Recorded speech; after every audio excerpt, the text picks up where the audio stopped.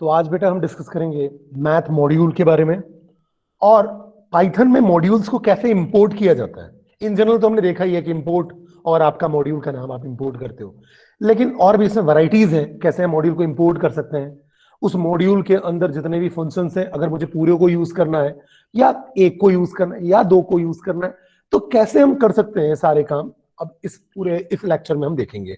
तो math module के बारे में डिस्कस करेंगे, साथ में हम डिस्कस करेंगे कि मॉड्यूल्स को कैसे इंपोर्ट करते हैं, किन किन टाइप से हम उनको इंपोर्ट कर सकते हैं या क्या तरीके हैं जो पाइथन अडॉप्ट करता है मॉड्यूल्स को इंपोर्ट करने के लिए। तो सबसे पहले अगर हम मैथ मॉड्यूल की बात करें तो देखो, मैंने आपको पहले ही बताया था कि पाइथन जो है ना बहुत ही रिच है आपके फंक्शंस में, मॉड्यूल्स में। बिल्ट इन फंक्शंस और मॉड्यूल्स के टर्म में अगर हम बात करें तो मतलब इनके पास पहले से बने बनाए ढेर सारे मॉड्यूल्स हैं, ढेर सारे मेथड्स हैं, ढेर सारी लाइब्रेरीज हैं जिसको आप डायरेक्टली यूज कर सकते हो। तो जो प्रोग्रामर है उसका काम बहुत कम हो जाता है, बहुत ही मिनिमाइज हो जाता है। दैट्स व्हाई पाइथन बहुत पॉपुलर है, ठीक है, बिकॉज बहुत रिच सेट ऑफ मॉड्यूल्स है, रिच सेट ऑफ फंक्शंस हैं जो पहले से बने बनाए हैं। तो Python has a built in module that you can use for mathematical task. अगर मैथमेटिकल टास्क के लिए आपको कोई मॉड्यूल यूज करना है तो आपको मैथ मॉड्यूल यूज करना पड़ता है। इसके पास ढेर सारे मेथड्स और कांस्टेंट का कलेक्शन है जो कि आप डायरेक्टली यूज कर सकते हो। उसके लिए आपको प्रोग्रामिंग करने की जरूरत नहीं है। डायरेक्टली आप उनको कहना चाहिए कांस्टेंट के टर्म में यूज कर लो, या अगर कांस्टेंट नहीं है मेथड्स है तो आप मेथड को यूज कर सकते हो बाय इंपोर्टिंग मैथ मॉड्यूल। तो देखते हैं बच्चे। तो आप देखो, मैंने लिस्ट बना दी है आपके लिए कि आपके पास जो करंट आपका कहना चाहिए पाइथन का वर्जन है उसमें कौन कौन से आपके मैथ के ऑलरेडी फंक्शन डिफाइंड है। तो अगर आप देखो तो इसमें लिस्ट है आपके पास ए कॉस, तो कोसाइन नंबर के लिए है a cos h, a sine sine h, a tan two, ceil function है, कॉम फंक्शन है, कॉपी साइन फंक्शन है, कॉस फंक्शन है। ऐसे वैरायटी ऑफ आप मेथड देखोगे या फंक्शन देखोगे तो है कॉस एच, डिग्री, डिस्ट, ठीक है। यूक्लिडियन डिस्टेंस के लिए होता है आपका Euclidean distance between 2 points P and Q के बीच में। अगर आपको यूक्लिडियन डिस्टेंस कैलकुलेट करना है तो आपके पास देखो क्या दिया हुआ है, डायरेक्टली फंक्शन है डिस्टेंस के लिए। फिर एरर फंक्शन है, फिर ERFC है कॉम्प्लीमेंट्री एरर के लिए। वैसे ही एक्सपोनेंट आपका return e raise to the power of x हो जाएगा। फिर आपका EXPM1 है, फैब्स है, फैक्टोरियल है, फैक्टोरियल के लिए डायरेक्टली आप फैक्टोरियल निकाल सकते हो इसमें। फ्लोर फंक्शन है, एफ मोड फंक्शन है। फिर अगर हम ऐसे ही बात करें तो और भी ढेर सारे फंक्शन है जैसे कि डिग्रीज है, फिर आपके पास एफ सम है, गामा फंक्शन है, GCD ग्रेटेस्ट कॉमन डिवीजर के लिए, दो इंटीजर के लिए, ठीक है। फिर यूक्लिडियन नॉर्म के लिए हाईपॉट है आपके पास, is close, is finite, is in, is nan, is square root, ठीक है, अगर राउंड से square root number download to the nearest integer. फिर आपके पास क्या कहते हैं आई गामा, लॉग गामा के लिए सॉरी, एल गामा सॉरी। फिर आपके पास लॉग फंक्शन है, लॉग 10 फंक्शन है। अगर लॉग की बात करें तो सिंपल सी बात है, नेचुरल लॉगरिथम की बात कर रहे हैं, और अगर लॉग 10 की बात करें तो बेस 10 की बात कर रहे हैं। वैसे ही लॉग 1p, लॉग 2 परमुटेशन के लिए आपके पास, रिपीटेशन चेक करने के लिए है, पावर के लिए है, ठीक है, प्रोडक्ट ऑफ ऑल एलिमेंट है उसके लिए है, रेडियंस अगर आपको निकालना, डिग्री वैल्यू इनटू रेडियंस, ठीक है। और क्या कहते हैं, रिमाइंडर के लिए क्या करेगा, return the closest value that can make numerator completely divisible by the denominator. फिर आपके पास लॉग है, फिर साइन है।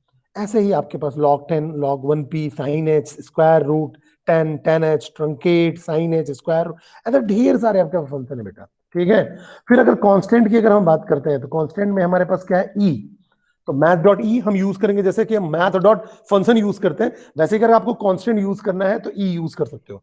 जैसे मैथ डॉट ई, अगर मैथ डॉट ई की आप बात कर रहे हो तो ई क्या करता है बेटा, ई जो होता है आपका यूलर्स नंबर होता है, ठीक है। यूलर्स नंबर सिंपल सी बात है क्या होता है, it is base of the natural algorithm. किसका बेस होता है, नेचुरल एल्गोरिथम का, और इसकी वैल्यू जो होती है 2.7182 होती है। वैसे ही INF होता है, ठीक है। तो एक INF का मतलब क्या हुआ, फ्लोटिंग पॉइंट पॉजिटिव इंफिनिटी के लिए। फिर NaN, not a number, NaN बड़ा ही इंपॉर्टेंट है, नॉट अ नंबर। तो ये क्या करेगा, return a floating point, not a number value. फिर आपके पास पाई होता है, पाई का मतलब सिंपल जो आप क्या कहते हैं, पाई आर स्क्वायर आप कैलकुलेट करते थे, ठीक है, तो वहां पाई की वैल्यू अगर आपको देनी है तो डायरेक्टली आप लिख दो मैथ डॉट पाई। ठीक है, तो आप अगर पाई की बात करें तो पाई की वैल्यू कितनी हो गई 3.145। फिर टाउ होता है बेटा, टाउ जो होता है ना, tau is equivalent to 2 pi, 2 pi, tau is equivalent to 2 pi. ठीक है, फिर मैथ डॉट ई, ये तो आपने देख लिया, यूलर्स नंबर है। फिर आईएनएफ भी हो गया आपका, नैन भी हो गया, पाई भी हो गया, टाउ भी हो गया।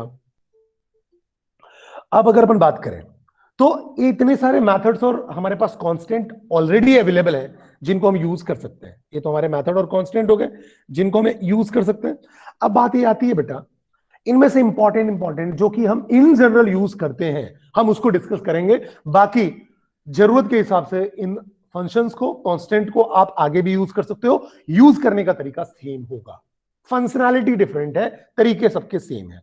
तो अगर हम इंपॉर्टेंट कैटेगरी को कंसीडर करें तो देखो, इन जनरल आप फैक्टोरियल निकालते ही हो, फ्लोर फंक्शन का यूज करते हो, सील फंक्शन का यूज करते हो, ग्रेटेस्ट कॉमन डिवीजर का यूज करते हो, पावर यूज करते हो और स्क्वायर रूट यूज करते हो। तो सिंपल सी बात है, अगर एक एक को हम डील करते जाएं तो जैसे फैक्टोरियल फंक्शन है, फैक्टोरियल के अंदर जो भी आप आर्गुमेंट पास कर दोगे फैक्टोरियल कैलकुलेट करके दे देगा। फ्लोर के अंदर जो आप आर्गुमेंट पास कर दोगे फ्लोर कैलकुलेट करके दे देगा। सील फंक्शन के अंदर आप जो आर्गुमेंट पास करोगे सील फंक्शन कैलकुलेट करके दे देगा। वैसे ही जीसीडी, वैसे ही पावर, वैसे ही स्क्वायर रूट। तो देखते हैं फिर अगर हम कांस्टेंट, मेजर कांस्टेंट की बात करें जिनको हम जनरली यूज करते हैं, तो पहला कांस्टेंट है पाई। ठीक है, दूसरा है ई जो आपका यूलर कांस्टेंट है। फिर टाउ, टाउ किसके इक्विवेलेंट होता है 2 पाई के। ठीक है, मैंने आपको बताया ही। अब बेटा अगर मैं बात करूं तो देखो, सबसे पहले आपको अगर इनको यूज करना है तो ये मैं आपको जो स्नैप बता रहा हूं ये है आपका जुपिटर नोटबुक का।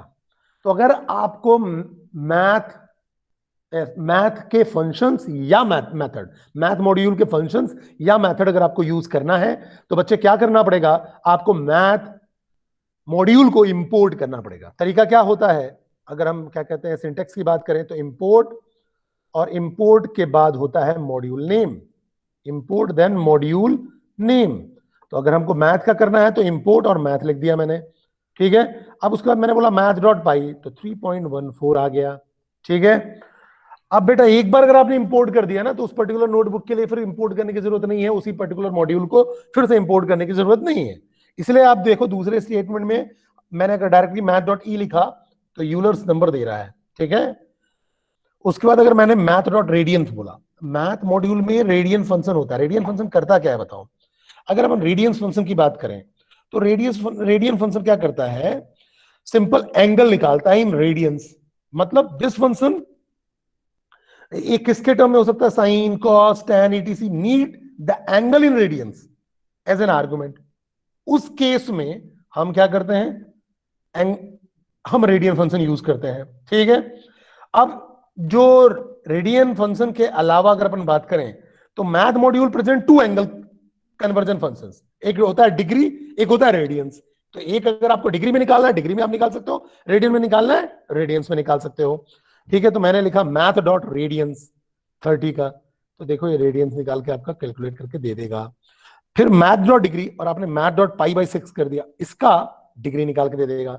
फिर साइन फंक्शन है, फिर कॉस फंक्शन है, फिर टैन फंक्शन है। तो ये आप वैल्यू देते जाओ, उसका साइन, कॉस, टैन आपका निकलते जाएगा। जो भी आप ट्रिग्नोमेट्रिक कहना चाहिए इक्वेशन या ट्रिग्नोमेट्रिक वैल्यूज आप सॉल्व करते थे, आप डायरेक्टली यहां कैलकुलेट कर सकते हो। तो it means math module contains function for calculating various trigonometric ratios for a given angle, degree. तो ये आप सारी चीजें जो कैलकुलेशन है बच्चे आप कर सकते हो directly by importing math module. फिर अगर अपन बात करें तो आप बात कर रहे हो मैथ डॉट लॉग 10 की। अब अगर ये लॉग 10 की बात कर रहे हो तो बेटा ये आपका क्या है, नेचुरल लॉगरिथम है। Natural logarithm it means it returns the natural logarithm of a given number. ठीक है, तो इसमें अगर आप देखो तो मैथ डॉट लॉग 10 बोला तो ये नेचुरल लॉगरिथम की बात कर रहे हैं, और रिटर्न क्या करेगा, नेचुरल लॉगरिथम रिटर्न करेगा। तो आपको वैल्यू पता ही थी, ये आपका आ जाएगा लॉग 10 की वैल्यू। अब इसकी जो बात आप कर रहे हो लॉग 10, तो इसमें बेस अगर आप देखो तो बेस क्या है, बेस की अगर बात करो तो बेस जो है आपका 10 है। ठीक है, मतलब जो बेस वैल्यू है वो आपका 10 है। अगर बेस 10 है तो लॉग 10 10 तो आ जाएगा आपका 1। तो इसका मतलब it returns the base 10 logarithmic of the given number, it is called the standard logarithm algorithm, ठीक है, या स्टैंडर्ड लॉगरिथम इसको हम बोलते हैं। फिर अगर हम बात करें EXP, ठीक है, तो ये क्या करेगा बेटा, it returns a float number offer raising E, ठीक है, तो ये सीधी सी बात है, E टू द पावर 10 जो भी आउटपुट आएगा उसको प्रिंट कर देगा। वैसे ही आपने E और टू द पावर यहां अगर आपका देखो 10 किया तो भी वही आउटपुट आ रहा है, क्योंकि ये भी आपका पावर ही है ना, ये तो आपका डबल स्टार पावर ही है, एक्सपोनेंशियल फंक्शन है। अब मैथ डॉट पावर 2,4, तो सीधी सी बात है 2 टू द पावर 4 हो जाएगा, 2 टू द पावर 4 मीन 16, ठीक है। फिर मैथ डॉट स्क्वायर रूट, अब ये स्क्वायर रूट निकाल देगा, तो स्क्वायर रूट आ गया। अब बेटा अगर अपन बात करें सील फंक्शन की, तो ये आपको पता ही होगा, सील फंक्शन क्या करता है बेटा, सील फंक्शन वैल्यू का जो भी आपका वैल्यू गिवन है उसका ग्रेटर और equivalent floating point number calculate करके आपको देता है। तो सिंपल अगर बात करें, it approximate the given number to the smallest integer which is greater than और equal to the given floating point number, ठीक है, जो कि उससे बड़ा हो या बराबर तो हो ही। तो अगर अपन इसमें बात करें तो बट ऑब्वियस है इसमें इसकी हायर वैल्यू आएगी, तो 4.5867 है तो हायर वैल्यू क्या होगी 5, ठीक है। और अगर फ्लोर की बात करते हैं तो फ्लोर तो आपका सिंपल आपको पता ही है, ठीक है। तो फ्लोर में आपने देखा था क्या हो रहा था, फ्लोर में डेसिमल पार्ट आपका कैलकुलेट होता नहीं है, आपको मैंने बताया था डेसिमल पार्ट आप उसको कंसीडर करते नहीं हो। तो फ्लोर वैल्यू में हमारे पास जो राउंड होता है, अगर मैंने फ्लोर का आपको अलग अलग वैरायटी भी बताया था, तो जो भी फ्लोर्ड वैल्यू आएगा वो आपका आउटपुट आ जाएगा, डिपेंड करेगा किसमें, और डेसिमल पॉइंट के बाद वैल्यू नहीं आती है तो ये 4 आएगा, ठीक है। अब बेटा अगर अपन एक प्रोग्राम करें जिसमें मान लो हमको क्या कहते हैं एरिया निकालना हो सर्कल का, ठीक है, हमें क्या कैलकुलेट करना है, एरिया कैलकुलेट करना है और दूसरा कैलकुलेट करना है सरकमफेरेंस, ठीक है, सरकमफेरेंस। तो दो चीजें हमको इस एग्जांपल में कवर करना है, area of the circle and circumference of the circle. तो देखो बेटा मैंने इंपोर्ट कर लिया मैथ, ठीक है। अब बेटा बात आती है मुझे रेडियस इनपुट कराना है, तो फ्लोट में हो सकता है, डेसिमल वैल्यू ले सकते हो, तो इसलिए मैंने फ्लोट लिया हुआ है, अदरवाइज इंटीजर लेते हैं। अगर हम इसकी बात करें केवल इनपुट की बात करें, तो ये इनपुट आपका फंक्शन है, इसके अंदर जो भी चीज लिखा रहेगा एज इट इज प्रिंट हो जाएगा, कोई दिक्कत है नहीं। तो एंटर रेडियस आ गया, क्या आ गया, एंटर रेडियस। उसके बाद इनपुट फंक्शन है, तो क्या करेगा, जो आपका आउटपुट स्क्रीन होगा, आउटपुट स्क्रीन में आपका पाइथन का जो इंटरप्रेटर है वो वेट करेगा, कब तक वेट करेगा, जब तक कि कोई वैल्यू आप असाइन ना कर दो। मैंने बोला 2.3, मैंने क्या बोला 2.3, देखो मैंने दिया हुआ है 2.3। अब इसको मैंने डायरेक्टली कन्वर्ट कर लिया फ्लोट, नहीं तो आपको पता है कि इनपुट फंक्शन जो क्या करता है, जो भी कन्वर्जन करता है उसको स्ट्रिंग में कन्वर्ट कर देता है। बाय डिफॉल्ट किसमें कन्वर्ट करता है, स्ट्रिंग में, ठीक है। तो बाय डिफॉल्ट अगर आप देखो तो स्ट्रिंग में कन्वर्जन हो गया। अब स्ट्रिंग में कन्वर्जन होने के बाद अगर अपन बात करें, स्ट्रिंग में कन्वर्जन होने के बाद आपको क्या करना है,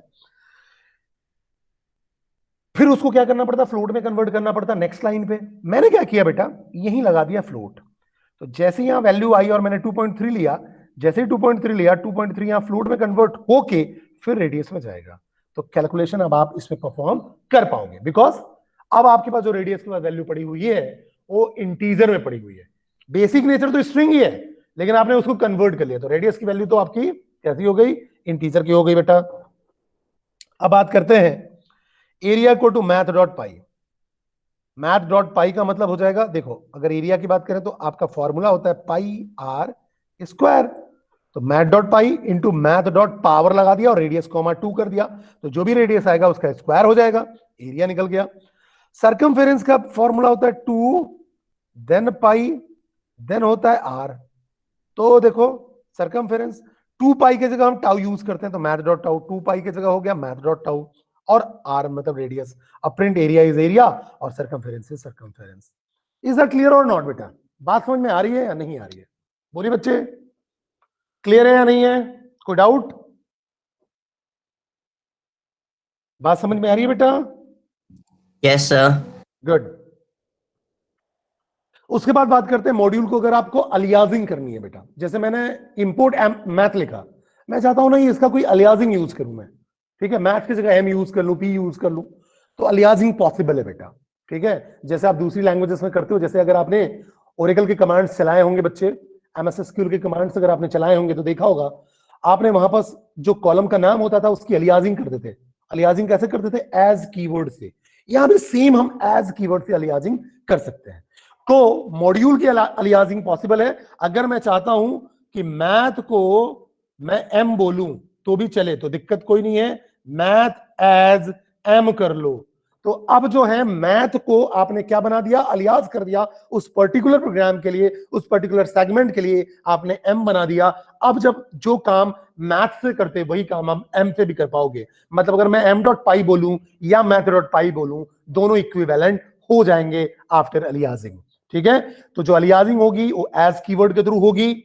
सिंपल सी बात है, ये आपका क्या करता है? नेमिंग नोटेशंस को शॉर्ट करने में काम आता है और इजी करता है, यूज करना इजी करता है। सिंटेक्स देखो तो सिंटेक्स है इंपोर्ट कीवर्ड, मॉड्यूल का नाम, देन एज न्यू नेम। तो अगर मैंने बोला इंपोर्ट और मैंने बोला मैथ को मुझे अलियास करना है, तो मैथ और मैथ को मैंने अलियास कर दिया मैथ एज एम। तो अगर मैंने मैथ डॉट पावर बोलना था, मैं एम डॉट पावर बोलूं, कोई दिक्कत नहीं होगी, दोनों ही इक्विवेलेंट हो जाएंगे। तो देखो बेटा, मैंने यहां लिखा इंपोर्ट प्लेटफॉर्म। प्लेटफॉर्म आपके पास मॉड्यूल है। अब मैंने लिखा प्लेटफॉर्म डॉट सिस्टम, तो बता दिया इसने कि विंडोज सिस्टम है। ठीक है, अब मैंने दूसरे प्रोग्राम के में लिखा import platform as P. Import platform as P. अब प्लेटफॉर्म को मैंने क्या बना दिया बेटा? पी बना दिया, अलियासिंग कर दी।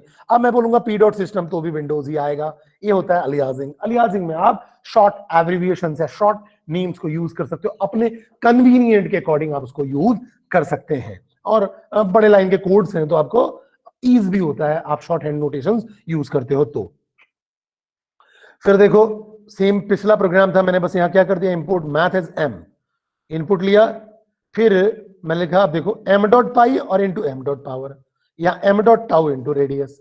तो सेम प्रोग्राम में देखो मैंने अलियासिंग कर दी, जो मैंने पिछला प्रोग्राम समझाया था उसी में। तो सबसे पहले मैंने मैथ की अलियासिंग एम से कर दी। यहां एंटर रेडियस लिखा हुआ आएगा, इनपुट से वो वेट करेगा। कब तक वेट करेगा? जब तक कि कोई आप वैल्यू ना दे दें। मान लो मैंने वैल्यू दी 3, ठीक है, तो मैंने ER की वैल्यू दे दी मान लो 3। अब 3 दिया, अब फ्लोट में कन्वर्ट किया, रेडियस जो हो जाएगा वो आपका न्यूमेरिक कन्वर्ट हो जाएगा। न्यूमेरिक में भी कौन सा? फ्लोट में। तो अब आप इस पे ऑपरेशन परफॉर्म कर सकते हैं बच्चे। अब आपने बोला area equal to M dot pi. M dot pi का मतलब क्या हो गया? Math dot pi. तो यहां आ जाएगा पाई की value, M dot power radius comma 2, तो 3 इंटू 3 हो जाएगा, 3 का स्क्वायर 9। अब उसके बाद पाई से मल्टीप्लाई हो जाएगा, तो ये आपका एरिया तो इतना आ गया। सर्कमफेरेंस एम डॉट टाउ, 2 पाई की वैल्यू आ जाएगी, यहाँ आर की वैल्यू आपने 3 दी हुई है। तो जब एरिया इज एरिया बोलेंगे तो एरिया का आउटपुट आएगा, सर्कमफेरेंस की बात करेंगे तो सर्कमफेरेंस का आउटपुट आएगा। ठीक है, अब बेटा आपको लगता है कि सर अपन एक काम करें, मुझे क्या करना पड़ता है? बार बार मुझे इंपोर्ट मैथ लिखना पड़ता है। कुछ ऐसा तरीका है कि मैं पूरे पूरे कहना चाहिए मॉड्यूल को इंपोर्ट ना करूं, और मुझे जो फंक्शन का काम है, जिस फंक्शन को केवल लेना है, या जो भी कांस्टेंट मुझे लेना है, केवल उन्हीं को लूं और उनके थ्रू काम कर लूं। ठीक है, तो अगर अपन फंक्शन की बात करें बच्चे, और अगर हमें केवल वही फंक्शन लेना है, स्पेसिफिक फंक्शन, या केवल 2 ही फंक्शन लेना है, या पूरा ही लेना है, तो हमारे पास इसके लिए वैरायटीज हैं बच्चे। तो पाइथन में फ्रॉम कीवर्ड की मदद से हम ये सारे काम कर सकते हैं। फ्रॉम कीवर्ड की मदद से अगर मुझे उस पर्टिकुलर मॉड्यूल से केवल एक ही फंक्शन यूज करना है तो केवल एक ही फंक्शन लूंगा। अगर उस मॉड्यूल से 2 फंक्शन लेना है तो 2 फंक्शन लूंगा। अगर पूरे पूरे लेने हैं तो पूरे पूरे लेंगे। कैसे करेंगे हम देखते हैं। ठीक है, तो इस पर्टिकुलर काम के लिए for importing specific member Python provide us from keyword. In this way we will not have to prefix the module name before the member name while accessing it. अब इससे फायदा ये होगा कि मैंने तो पहले ही बता दिया कि इस मॉड्यूल का ए पर्टिकुलर फंक्शन या फंक्शंस को मैं यूज करना चाहता हूं, तो अब मुझे नीचे जाके उनको बार बार बोलना नहीं पड़ेगा कि मैथ डॉट पाई या सिस्टम डॉट, जो अपन उसकी बात कर रहे थे प्लेटफॉर्म डॉट सिस्टम, ये सब नहीं करना पड़ेगा। आप डायरेक्टली उसको यूज कर सकते हो, ये फायदा है। सिंटेक्स समझते हैं पहले। फ्रॉम कीवर्ड लिखोगे, मॉड्यूल का नाम लिखोगे, इंपोर्ट लिखोगे, और फिर नेम 1, नेम 2, नेम 3, जितने भी आपको फंक्शंस लेने हैं आप लिख सकते हो कॉमा से सेपरेट करके। पूरे लेने हैं तो स्टार लगा दो, पूरे लेने हैं तो देखो from module name import star, star का मतलब ऑल, स्टार का मतलब ऑल। और अगर मैंने बोला नहीं मुझे A1 वाला चाहिए तो A1 कॉमा A2 भी चाहिए, A2 कॉमा A3। तो अगर A1 A2 A3 केवल मुझे प्रोग्राम में रिक्वायर्ड है तो इट इज बेटर कि क्या बेटर है कि हम A1 A2 A3 को ही स्पेसिफाई करें। ठीक है, तो अब अगर मुझे क्या कहते हैं पूरा लेना है तो wild card character star use कर लो, ठीक है, या एस्टेरिस्क साइन यूज कर लो। So it is also possible to import all names from a module into the current file by using the wildcard character that is asterisk। इससे फायदा क्या होगा, आप पूरे के पूरे मॉड्यूल को इंपोर्ट कर सकते हो। अगर आपको कुछ स्पेसिफिक फंक्शन चाहिए तो उस पर्टिकुलर स्पेसिफिक फंक्शन या फंक्शंस की बात कर सकते हो। समझते हैं प्रोग्रामिंग के थ्रू। तो देखो बेटा मैंने लिखा फ्रॉम मॉड्यूल हैसेस इंपोर्ट गेट साइज ऑफ, मुझे केवल एक ही चाहिए था, गेट साइज ऑफ चाहिए था, मतलब सिस का गेट साइज ऑफ चाहिए था।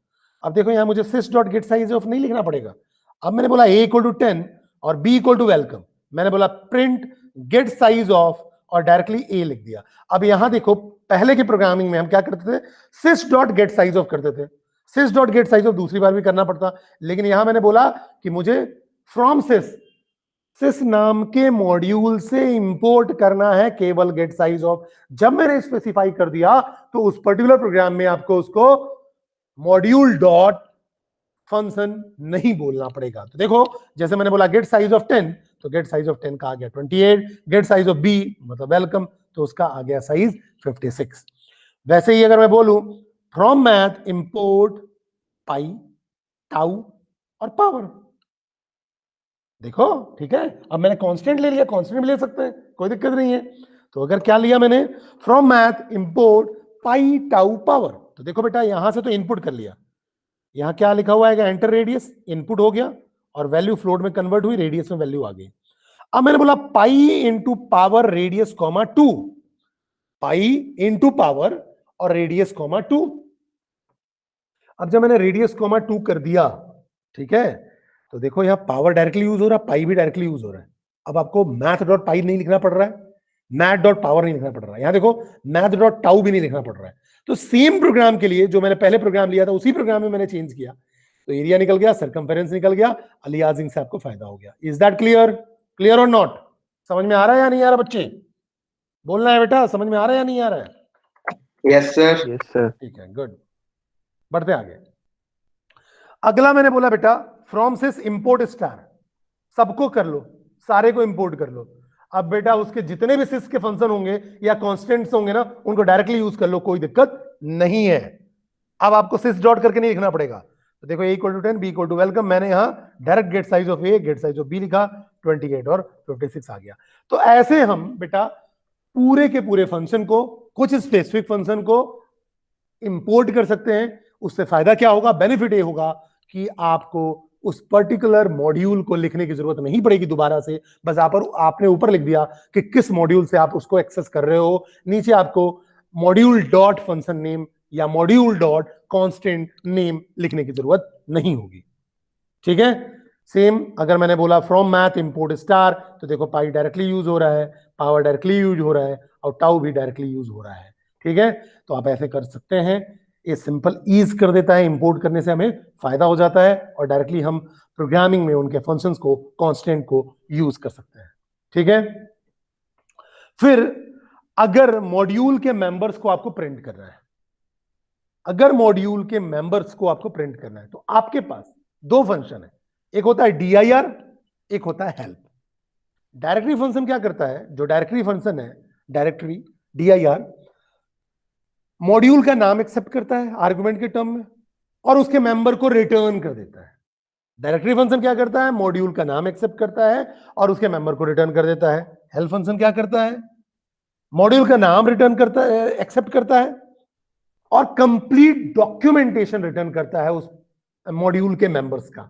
समझना मेरी बात को, दोनों में अंतर क्या है। जो डायरेक्टरी फंक्शन है बेटा वो क्या करेगा, जो भी मॉड्यूल है उसको एक्सेप्ट करेगा, मॉड्यूल का नाम, और रिटर्न क्या करेगा, list of all its member. लेकिन हेल्प क्या करेगा, एक्सेप्ट तो क्या करेगा, मॉड्यूल का नाम एज एन आर्गुमेंट, डिस्प्ले क्या करेगा, जो भी मॉड्यूल के मेंबर्स हैं उनकी कंप्लीट डॉक्यूमेंटेशन। तो आप इसको करके देख सकते हो, आपको अंतर समझ में आ जाएगा। जैसे मैंने बोला इंपोर्ट मैथ और डायरेक्टरी ऑफ मैथ, तो देखो पूरा मैथ की डायरेक्टरी आ गई, जैसे ए कॉस एच, ए साइन, और एक ही पेज मैंने लिया हुआ है, ऐसे 2-3 पेज आ रहे थे। ठीक है, मतलब जितने भी मैथ के अंदर जितने भी फंक्शंस हैं उनकी पूरी की पूरी लिस्टिंग कर देगा, कांस्टेंट है, डॉक्यूमेंटेशन है, वो सारे की लिस्टिंग यहां कर देगा। लेकिन अगर आपने हेल्प में यही काम किया, इंपोर्ट मैथ, हेल्प मैथ, तो यहां देखो इसका डॉक्यूमेंटेशन दे रहा है, हर का डॉक्यूमेंटेशन दे रहा है। A cos return the arc cosine measure in radians of X, a cos h return the inverse hyperbolic cosine of X, उनकी डॉक्यूमेंटेशन भी बता रहा है। यहां देखो ये स्क्रॉल बार है, स्क्रॉल से आप नीचे करोगे तो और भी बड़ी लंबी सी लिस्ट थी। तो अगर आपको केवल मेंबर्स में इंटरेस्ट है, देखना चाहते हो कि मेंबर्स कौन कौन से हैं, तो आप यूज करो डायरेक्टरी DIR। अगर आप इंटरेस्टेड हो कि उनके मेंबर के साथ साथ उनका पर्पस क्या है, उनको यूज कैसे करते हैं, उनकी डॉक्यूमेंटेशन क्या है, कैसे उसको प्रोसेस करते हैं, कैसे उसको यूज में लाते हैं, अगर ये सारी चीजें देखनी है बच्चे, तो हेल्प फंक्शन का आप यूज करें, हेल्प को यूज करें। और इसको स्क्रॉल करेंगे तो आप देखेंगे एक लिस्ट होगी पूरी की पूरी, जितने अपने वहां अपने पीछे डिस्कस किया कि हाँ ये सारे फंक्शंस या ये सारे कॉन्स्टेंट्स होते हैं।